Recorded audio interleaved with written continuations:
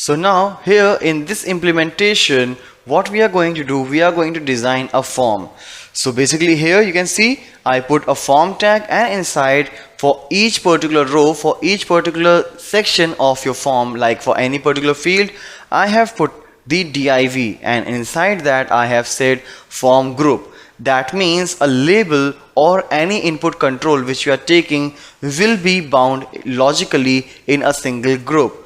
So whenever you will apply some changes in this div, that will be applicable for all the controls inside this form group.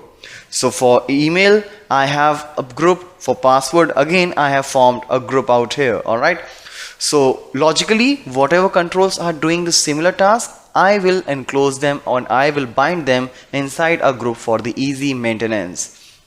Now inside this you can see every time I'm putting something, I have using it as a form control, and so that's why whatever control I will put here, like email, for password, it will be designed for this particular form itself. And here its placeholder which was there in the HTML as well, so it will basically show you a text on the controls. So let's save it for now and execute this over the browser.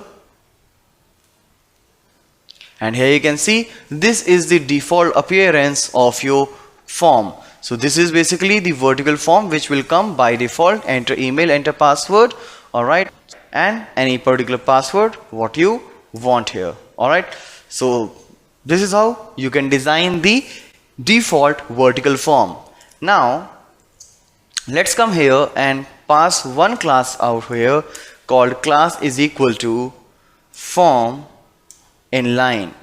So basically this will generate the inline form, as probably for now Facebook has an inline form for the login on the top. So similarly you can also design something like that in the same pattern.